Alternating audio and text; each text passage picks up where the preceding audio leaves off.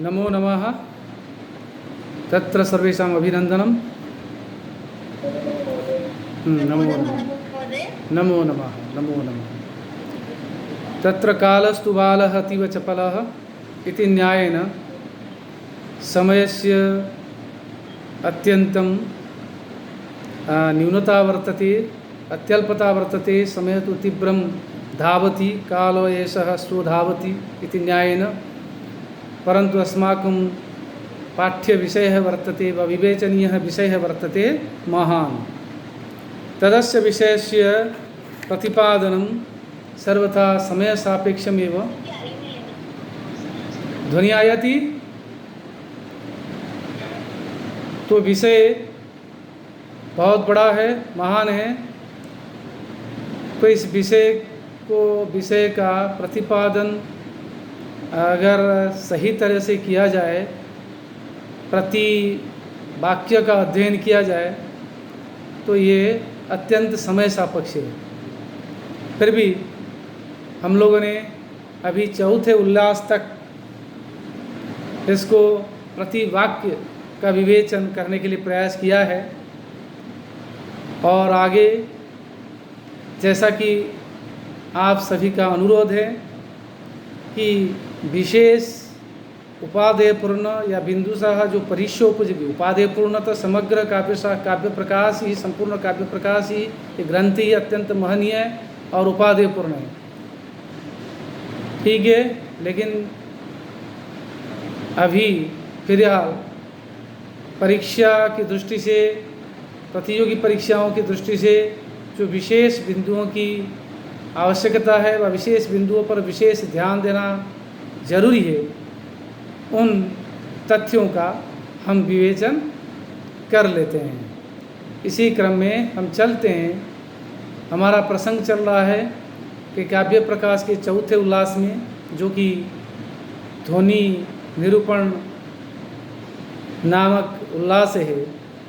इसमें जो ध्वनि के जो दो भेद हैं, अभिव्यक्तित वाच्य ध्वनि, विवक्षिता नेपरवाच्य ध्वनि, और विवक्षिता नेपरवाच्य ध्वनि के दो भेद है। असंगलक्ष्य क्रमव्यंग्य ध्वनि, संगलक्ष्य क्रमव्यंग्य ध्वनि।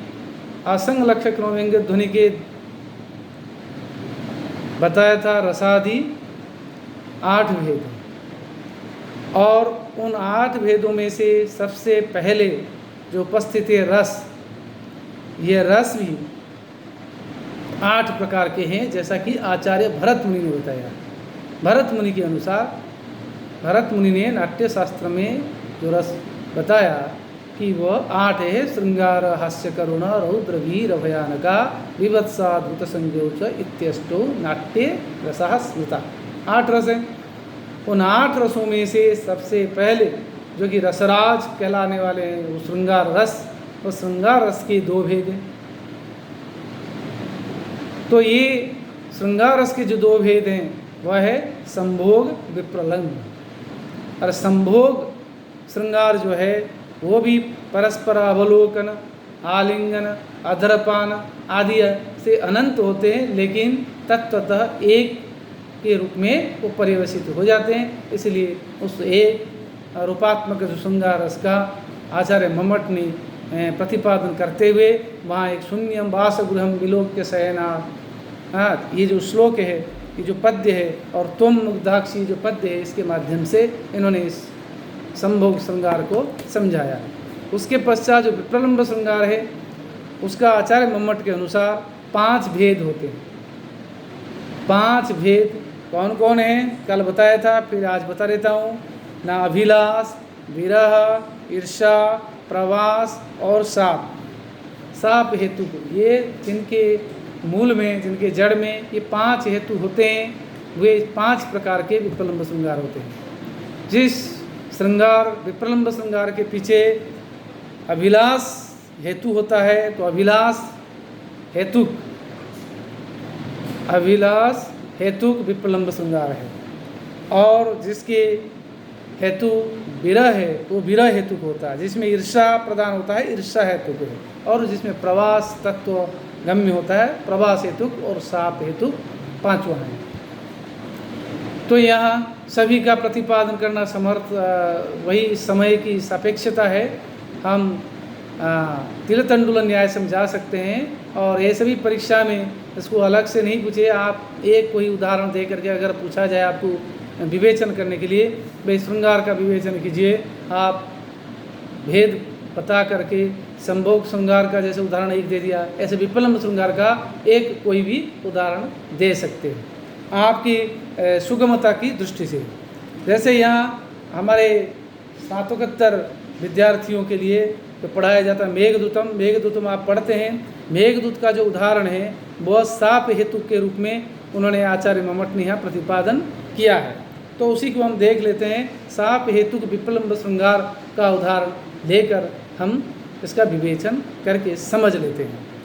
साप हेतु विप्लम्ब श्रृंगार का उदाहरण है त्वामालेक्ष्य प्रणय कुपिताम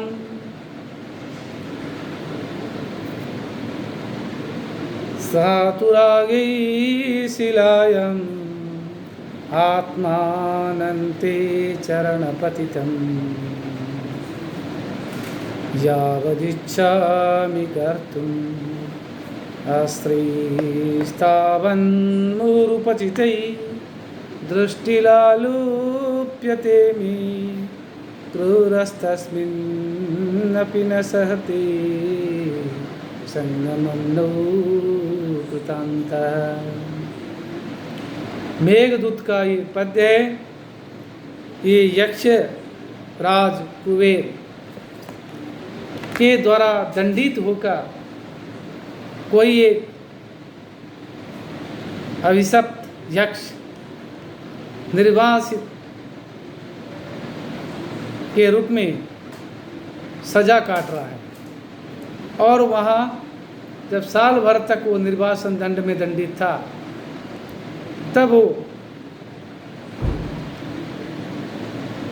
वहाँ से अपने प्रियतमा से वियुक्त होकर बादल के माध्यम से कुछ संदेश भेज रहा है। उस संदेश के माध्यम से कह रहा है प्रियतमा के लिए कि हे प्रिय, त्वाम तुम्हें माने तुम मेरी प्रियतमा को, जो कि प्रणय कुपितम,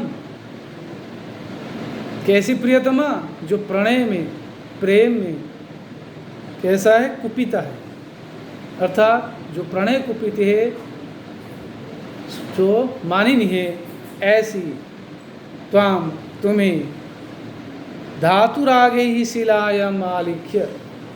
धातुरागे ही, धातुराग गेरुए जो खड़ी इत्यादि होते, धातुराग कुछ लिखने के साधन पहले पत्थर की जो गेरुए रंग के होते थे उससे लिखा जाता था। बोले धातुरागों के द्वारा शिलायाम, शिला यानी पत्थर पर, पर्वत पर, चट्टान पर, तो त्वाम आलिख्य तुम्हारा चित्र बनाकर, चित्रित कर, तुम कैसे हो, जो प्रणय कुपित हो, ऐसे तुम्हारा चित्र बनाकर यावत जब तक आत्मानमन्ते चरणपतितं यावदिच्छामि कर्तुम्। मैं आत्मानन्ते ते चरणपतितम, तुम्हारे चरणपति, तुम्हारे पैर में पड़ने का कार्य, आत्मानम, मैं अपने आप को बनाने के लिए प्रयास करता हूँ। मैंने चित्र में मैं तुम्हारे पैर पड़ने में का जो चित्र बनाना चाहता हूँ, चित्र में तुम्हारा चित्र बना दिया और फिर उस चित्र में आत्मानम, खुद को, स्वयं को, मुझे ते चरणपतितम यावत कर्तुम इच्छामि, तुम्हारे पैर पड़ने की जब तक इच्छा करता हूँ, जब तक मैं ही चाहता हूँ, तावत तब तक क्या हो रहा, अस्त्रैः मुहुः उपचितैः दृष्टैः आलोक्यते। मेरी दृष्टि ही, मेरी नज़र, जो आंसू बह रहे हैं तेज गति से, आंसुओं से वो क्या हो जाती है, वो चित्र मिट जाता है। या मेरी दृष्टि आलोक्यते, मेरी दृष्टि में, मेरी आँखों में वो आंसू भर जाते, इससे मुझे दृश्य नहीं होता, मेरे को चित्र नहीं दिख पाता। इस प्रकार हो सकता है, दृष्टि आलोप्यते। और क्रूरा तस्मिन्नपि न सहते संगमं नो कृतान्ता।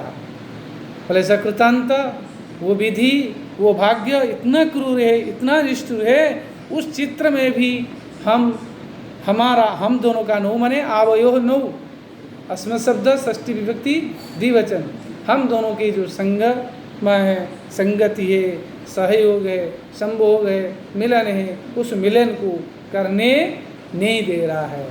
यहाँ जो भाग्य के प्रति जो उलाहना दे रहे हैं, ये किसकी वजह से?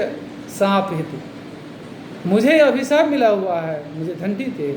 इस प्रकार साप जिसके पीछे कारण है विप्रलंब श्रृंगार है, क्योंकि यहाँ जो यक्षिणी के प्रति जो वियोगात्मक जो श्रृंगार है, रत्यादि जो श्रृंगार है, रत्यादि स्थायी भावक श्रृंगार है, वह उसकी अनुभूति एक विचित्र तरीके से एक अपूर्व अलौकिक रूप में किसको हो रहा है? सहृदय सामाजिक को हो रही है।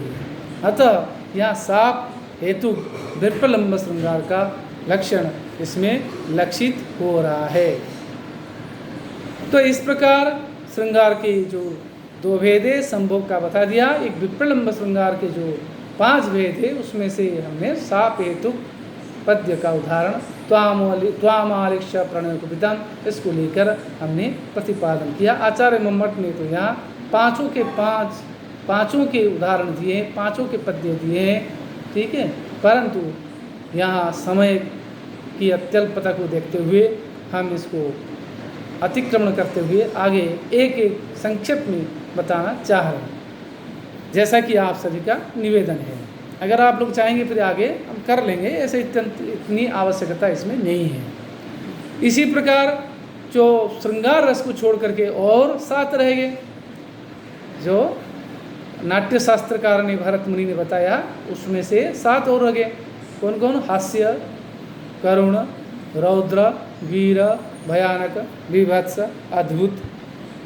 ये जो 7 रस है, इनके भी एक एक करके उदाहरण उन्होंने बताया है। तो प्रत्येक के विभाव, अनुभाव, विचार विभाव है, और उसमें उनके संयोग से रस निष्पत्ति होती है।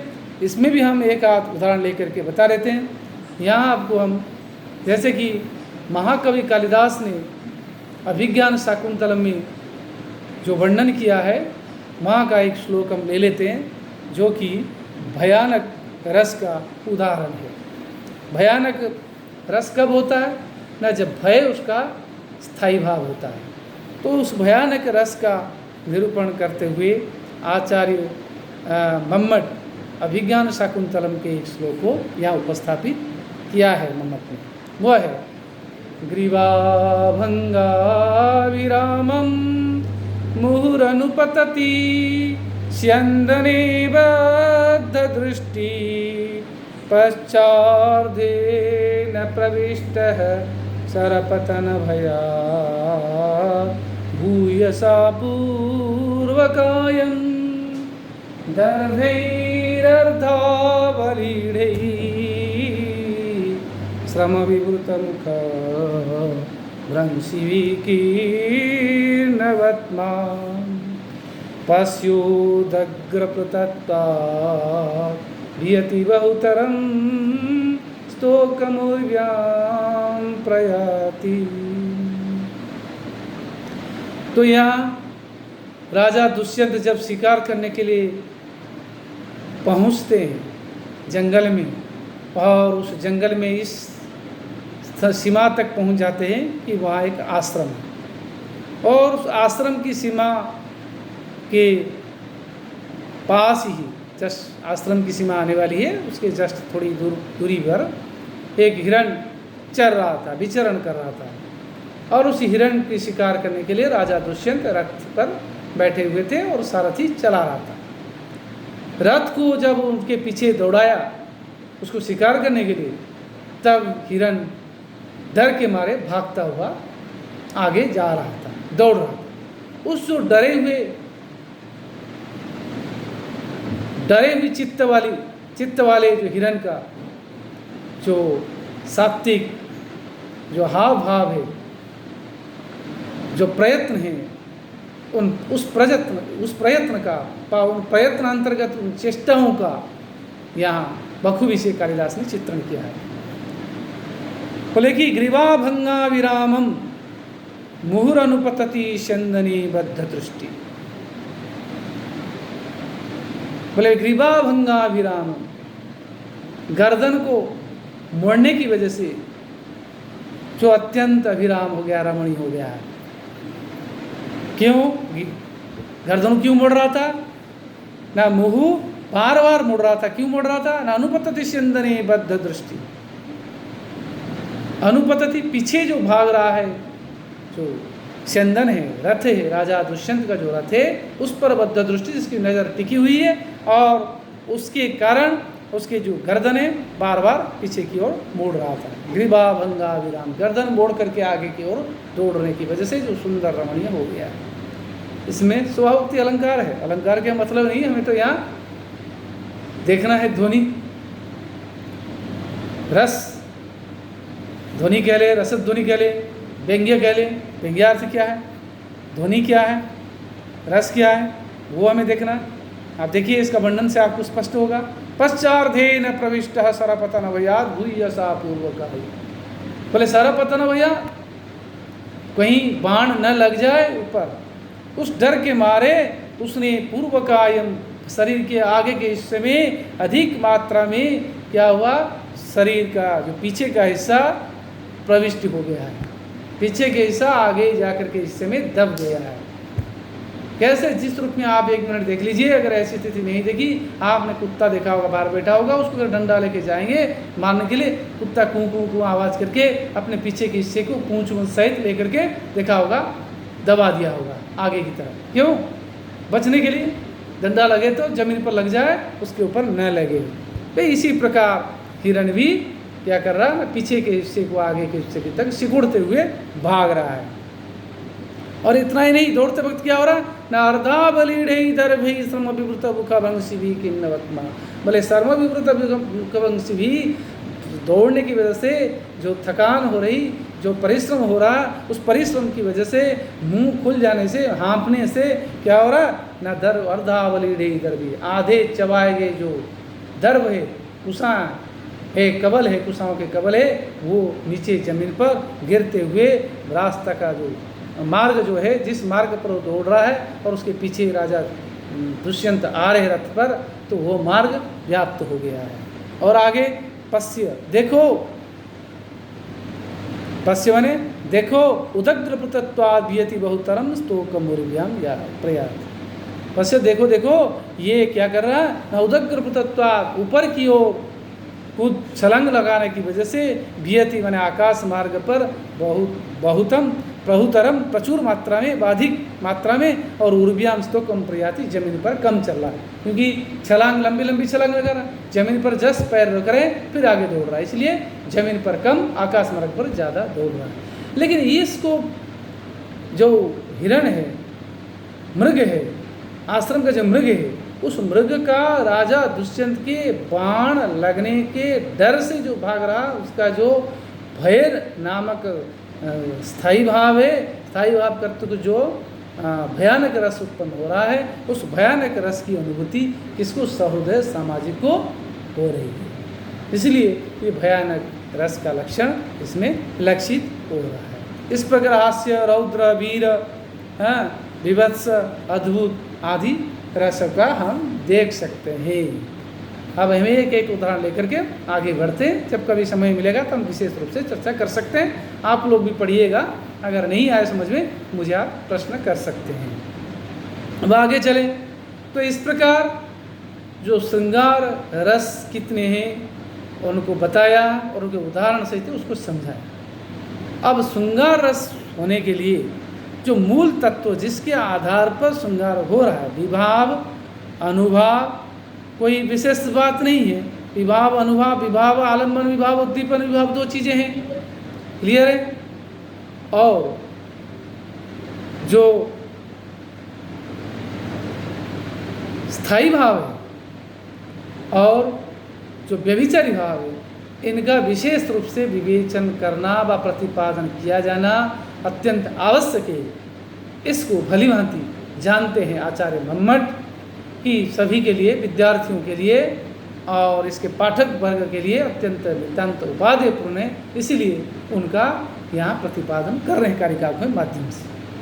सबसे पहले वे स्थायी भाव का निरूपण कर रहे हैं। स्थायी भाव कितने होते हैं, क्लियर है भाई? एक जब रस है, एक रस का एक स्थायी भाव होगा। जब 8 रस आचार्य भरत मुनि ने बताया, तो आचार्य भरत मुनि के अनुसार भी 8 स्थायी भाव भी होंगे। तो 8 जो रस है, उन 8 के 8 स्थायी भाव कौन कौन है वो बता रहे हैं। ऐसा स्थायी भावान आह, इन श्रृंगारादि जो रस हैं, श्रृंगार हास्य करुणा रौद्र वीर भयानक विभत्स अद्भुत, ये जो है 8 रसें, अष्टौ एतेषाम अष्टौ रसानाम अष्टौ स्थायी भावाः भवन्ति इति आचार्य मम्मट तानेव स्थायी भावान् निरूपयन् ब्रूते। रतिर्हासश्च शोकश्च क्रोधोत्साहो भयं तथा जुगुप्सा विस्मयश्चेति स्थायी भावः प्रकीर्तिता। बोले स्थायी भावः प्रकीर्तिता, स्थायी भाव कहे गए हैं। भाई स्थायी भाव प्रउपसर्ग कीर्तिता, प्रउपसर्ग पूर्वकम कीर्तिता, कथाए गए हैं, कहे गए हैं, प्रसिद्धि प्राप्त हुए हैं। कौन कौन न रति, पहला है रति स्थायी भाव। पहला रस कौन था? श्रृंगार। श्रृंगार यथाक्रम, यथाक्रम क्रम का उन्होंने उल्लंघन नहीं किया। पहले श्रृंगार बताया था, यहाँ पहले स्थायी भाव रति बता रहे हैं। श्रृंगार का जो स्थायी भाव कौन है? रति है। फिर हास्य, हास्य रस का स्थायी भाव है हासः। फिर तीसरा है करुण रस, करुण रस का स्थायी भाव है शोक। और चौथा है रौद्र, रौद्र का स्थायी भाव है क्रोध। पांचवा है वीर, वीर का स्थायी भाव है उत्साह। और छठा है भयानक, भयानक का स्थायी भाव है भय।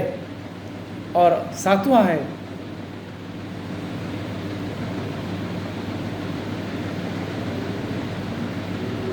अद्भुत, अद्भुत है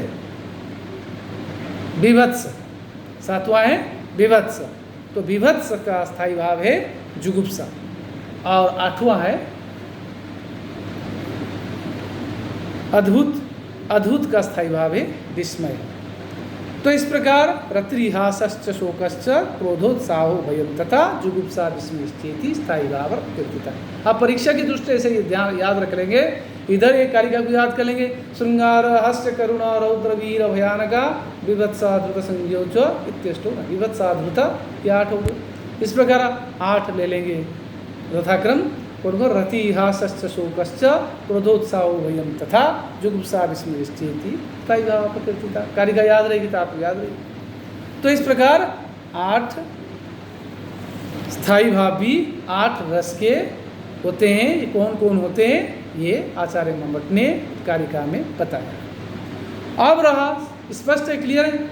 इसके बाद व्यभिचारी भाव, व्यभिचारी भावों के भी प्रतिपादन करना बहुत जरूरी है। और विशेष करके आचार्य मम्मट तो अत्यंत महत्वपूर्ण इसको समझते हैं।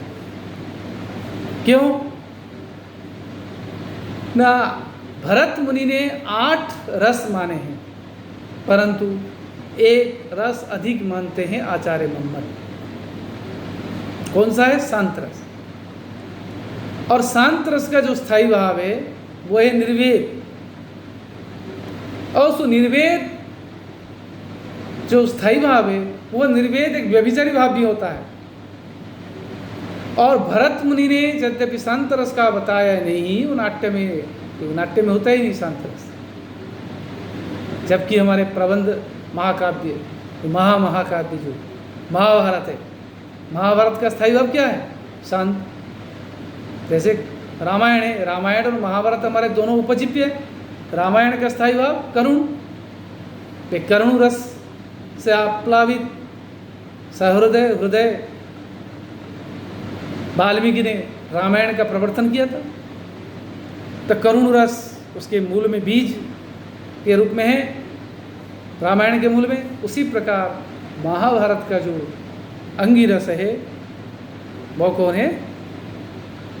शांत रस है। और उस शांत रस का स्थायी भाव क्या है? निर्वेद। और उस निर्वेद जो स्थायी भाव है वो निर्वेद एक व्यभिचारी भाव भी है। उस निर्वेद का वर्णन भरत मुनि ने जो व्यभिचारी भाव निरूपित किए हैं 33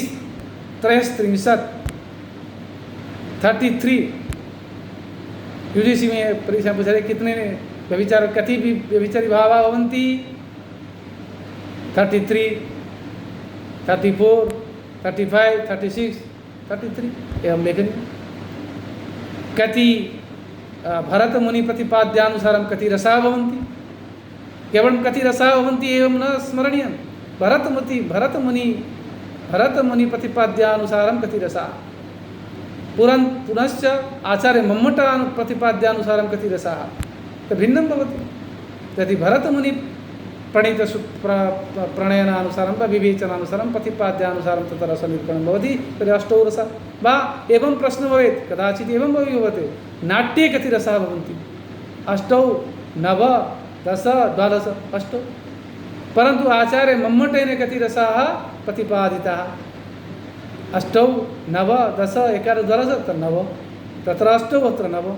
परन्तु भरतमुनि अनुसारं नाट्यशास्त्रानुसारम् 8, परन्तु सामान्येन आचार्य मम्मटानुसारं 9 रसाः भवन्ति इति निरूपणीयम्। अस्तु, तत्र 33 जो व्यभिचारी भावाः निरूपिताः भरतमुनिना तत्र आदौ एव निर्वेदस्य परिगणनं कृतम्, उल्लेखः कृतः, प्रतिपादनं कृतं। भरत मुनि ने जो 33 व्यभिचारी भावों का निरूपण किया है उनमें सबसे पहले निर्वेद का परिगणन किया और इसी में ही सूत्र निकाले। इसी में तत्वदर्शी होने की वजह से आचार्य मम्मट करें यहाँ सबसे पहले निर्वेद का परिग्रहण करने के पीछे भरत मुनि का एक महत् उद्देश्य है। वो उद्देश्य क्या है? न शांतरस भी होता है, परंतु नाट्य में नहीं होता है, परंतु होता है।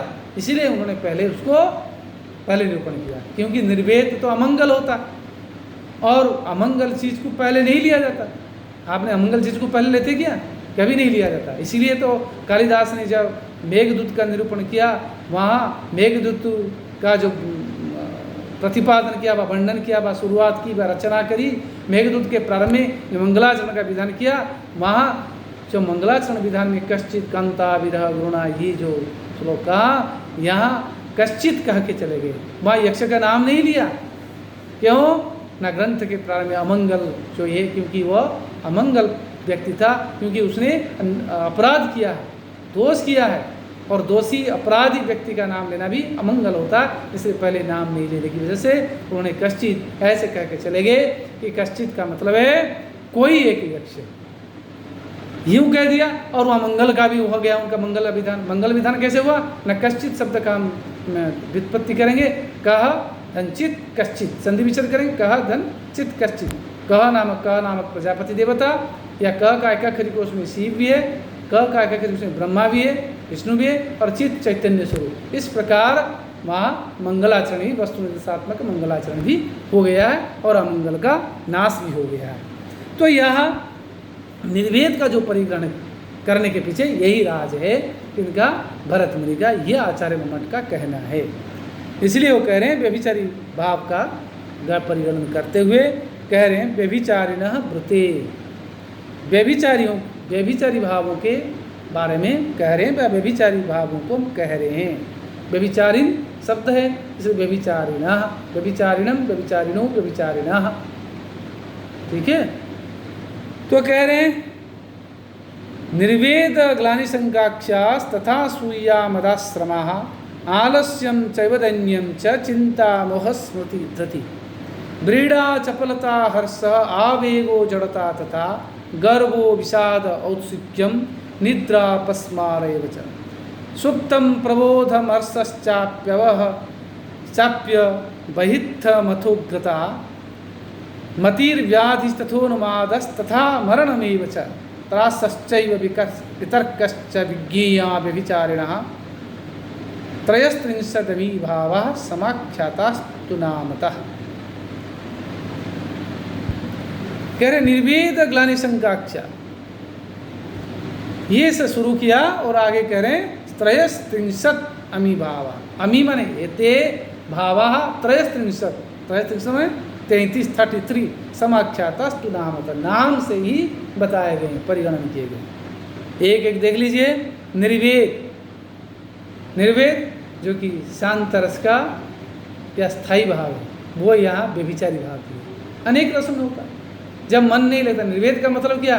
एक मानसिक रोग है, आदि कहेंगे इसको, क्योंकि यहाँ जब किसी में मन नहीं लग रहा, सब अपने आप को एक हे मान्यता, तुच्छता अनुभव करना, क्या मतलब मेरे को कोई जरूरत नहीं कोई चीज़ की, इस प्रकार सब शुद्ध बुद्ध खो बैठना, तो निर्वेद है।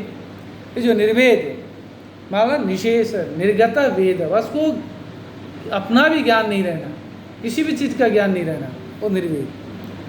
अपने आप में अवज्ञा का भाव उत्पन्न होना, किसी अनिष्ट के अनिष्ट व इष्ट की प्राप्ति के अभाव में, इष्ट अगर अभिलषित वस्तु नहीं मिले तो निर्वेद भाव पैदा हो जाता है।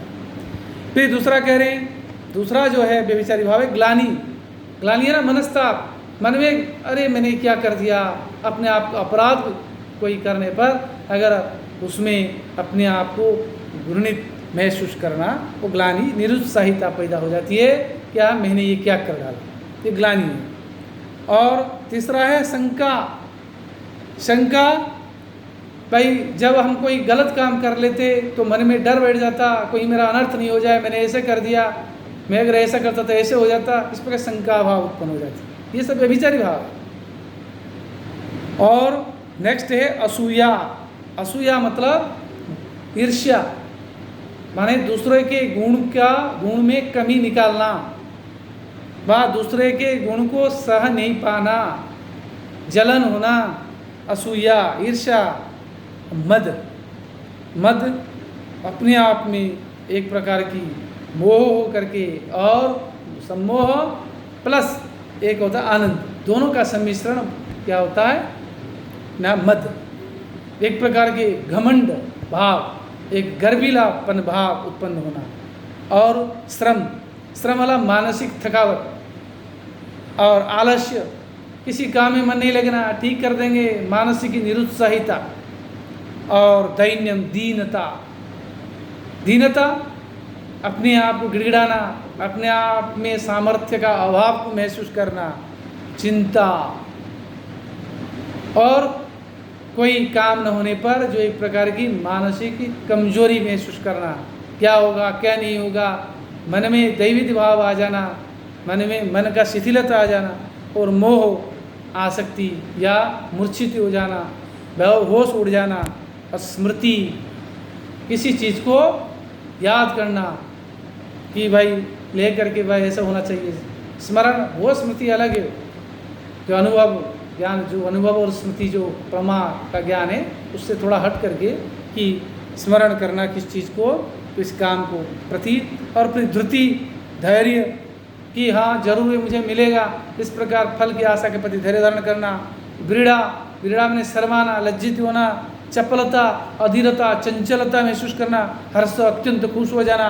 आवेग माने अधीरता, जड़ता माने मूर्खता है,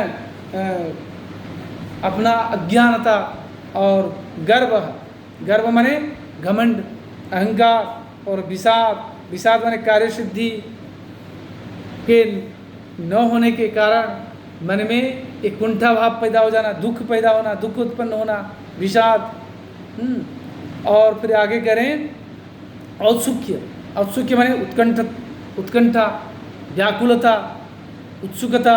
निद्रा, निद्रा माने नींद आ जाना, बैठे बैठे सो जाना, अर्थात आंखें एकदम सिद्ध रह जाना, मूर्छित मतलब जगा हुआ लेकिन नींद की तरह रहता है, उसको होश आवाज़ नहीं रहती है। और अपस्मार, अपस्मार माने बार बार भूल जाना फिर याद करना, विस्मरण होना बार बार, अपस्मार। और फिर नेक्स्ट है सुप्त। सुप्त माने निद्रावस्था, बता दिया मैंने। प्रबोध, प्रबोध माने निद्रा समाप्ति के बाद चैतन्य में आ जाना, जग जाना। और अमर्ष, अमर्ष माने जो कि स्थिरता का अभाव, किसी के प्रति अपमान महसूस करके सह नहीं पाना, अत्यंत गुस्सा आ जाना, गुस्से के कारण आग बबूला हो जाना। और अवहिता मतलब कि लज्जादि के कारण अपनी प्रसन्नता को क्या करना, छुपाना, ठीक है, उसको बता नहीं पाना।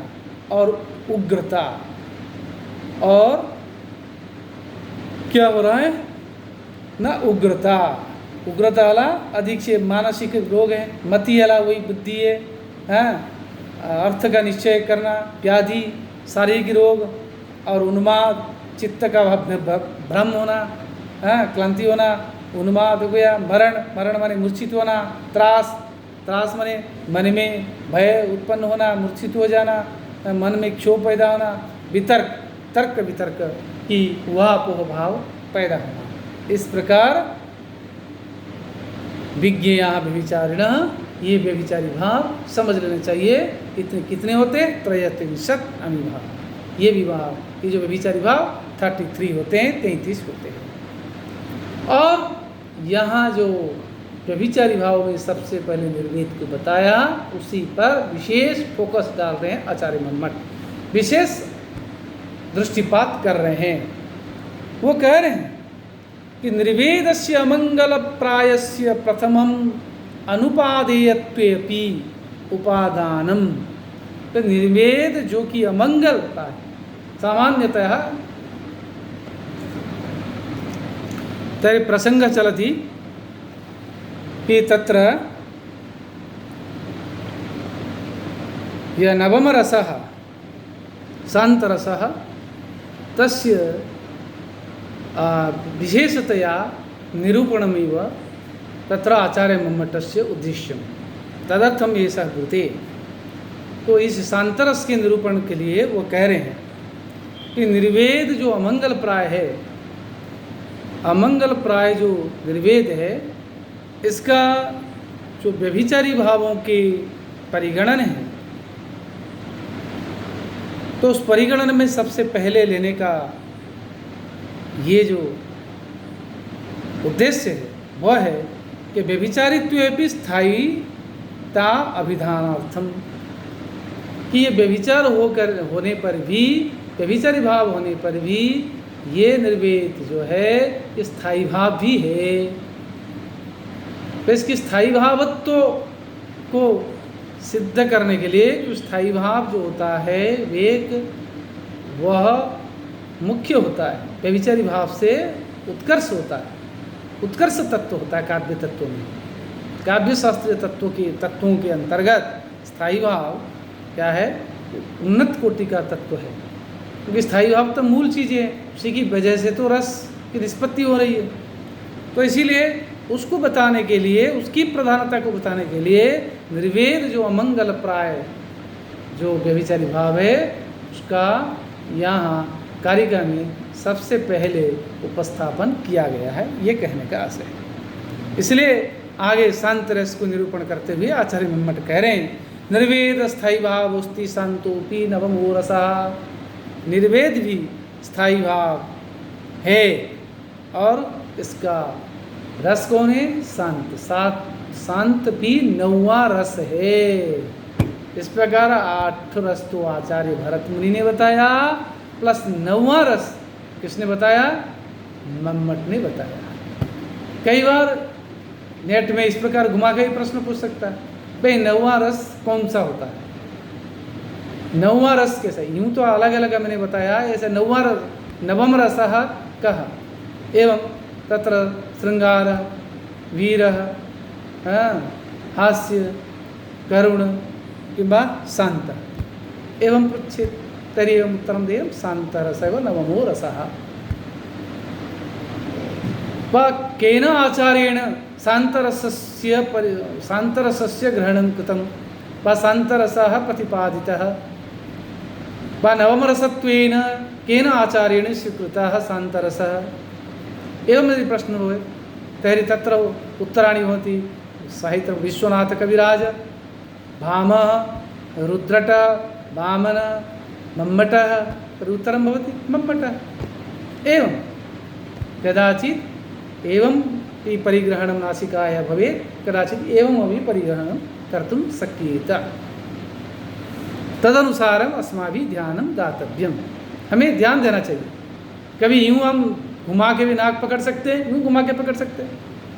वे नौवां रस किसके अनुसार है, किस आचार्य के अनुसार है, यूं भी पूछा जा सकता है। बस किस आचार्य के मत में, व आचार्य मम्मट के अनुसार नौवां रस क्या है, व नौ रसों का परिगणन किस ग्रंथ में किया गया, यूं भी पूछा जा सकता है। भाई शांत रस का विशेष रूप से प्रतिपादन कौन से काव्य शास्त्र में किया गया है?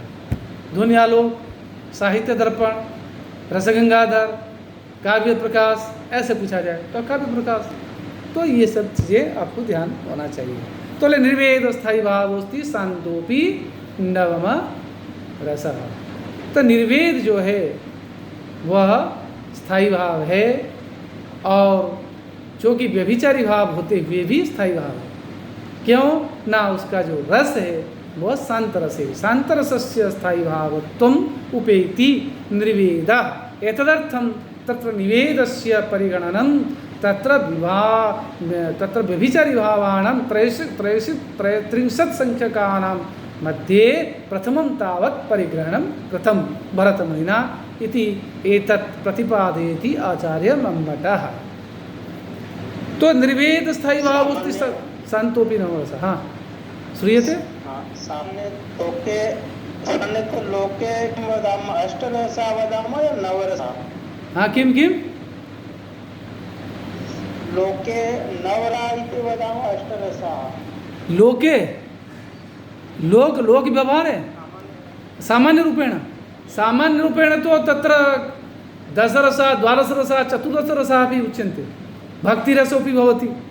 हाँ, तत्र अनेक रसाः भवन्ति, तथा नवरसः इति कथयितुं न शक्यते। नवरसाः इति न भवन्ति, भक्तिरसोपि भवति। तत्र अनेक रसाः भवन्ति। हाँ हाँ, परन्तु नाट्ये अष्टौ रसाः एतत् निश्चितम्। और आचार्य मम्मटेन नवमं रसान्तरसमम् आहृत्य तत्र नवरसाः परिगणिताः। अस्तु, तत्र शान्तोपि यः नवमो रसः इति उच्यते। कथं शान्तरसस्य तत्र लक्ष्यं संगच्छते, वा शान्तरसः कथं सिद्ध्यति, वा शान्तरसस्य कथं निष्पत्ति भवति, वा शान्तरसस्य अभिव्यक्ति कथं भवति, शान्तरस की अभिव्यक्ति कैसी होती है, उसका ध्वनन व्यंजन कैसे होता है शांतरस का, उसका भी उदाहरण, बहुत बढ़िया सा उदाहरण यहाँ आचार्य मम्मट ने प्रतिपादन किया है। आप देखिए, कहते हैं अहो भारेव कुसुमशयनेव दृशदिवा मणौ वालोष्ठेव बलवतिरिपौ वा सुहृदि वा तृणेवास्त्रैणेव मम समदृशो यन्ति दिवसा क्वचित् पुण्यारण्ये शिव शिवेति प्रलपतः। तो यहाँ कोई कह रहा है, प्रतिपादन कर रहा है, कि बता रहा है अपने आप में कि बड़ा दुखी हो गया हो, अपनी जो कामनाएं वासनाओं से एक तरह से निवृत्त हो गया है। ये जो भौतिक सुख हैं, सुखों के प्रति वितृष्ण हो गया, वितृष्ण होकर वो कह रहा है, क्या करे? क्वचित पुण्यारण्ये, पुण्यारण्ये क्वचित, कहीं आश्रम हो, पुण्यारण्य मीन्स आश्रम, या कहीं दूसरी जगह हो, माने कहीं राजभवन भी हो, कहीं भी हो। मम समदृशः, मम समान दृष्टि वाले, समदर्शिता को अपनाने वाले मेरे कौन? जो मैं अभी जिस अवस्था में हूँ, जो शांतरस का अधिकारी बना हुआ, जिसको शांतरस की अनुभूति हो रही है। भाई हो रही मतलब वो शांत रस की तरफ वर्णन कर रहा है, वो निर्वेद हो गया उस कर्तुक, लेकिन यहाँ तो वो लौकिक रूप में वो वर्णन हो रहा है, लेकिन अलौकिक रूप में किसको होगा? सर्वोदय समझ को। ये नहीं समझना कि उसको रस की अनुभूति वहाँ हो रही काव्य नाट्य में। काव्य नाट्य में तो हम अलौकिक रूप में किसको होगा? सर्वोदय समझ को। जैसे हम सुन रहे हैं, हम पढ़ रहे हैं, हम समीक्षा कर रहे हैं, हमें इसकी अनुभूति होगी। लेकिन वो जो कह रहा है मम समदृशा, मेरे जो कि मैं समदर्शी हो गया हूँ, चाहे मुझे पुण्य आश्रम में रहना पड़े, चाहे मुझे राजभवन में रहना पड़े, मैं समदृष्टि को प्राप्त करने वाला ऐसा हूँ। मम दिवसा, मेरे जो दिन हैं, जानती व्यतीत हो रहे हैं। कैसे व्यतीत हो रहे हैं?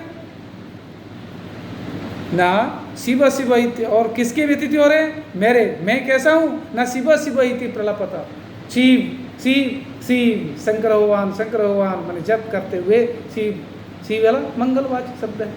शिव का नाम लेते लेते प्रलाप करते करते मेरे ये दिन बीत रहे हैं। कैसे बीत रहे हैं?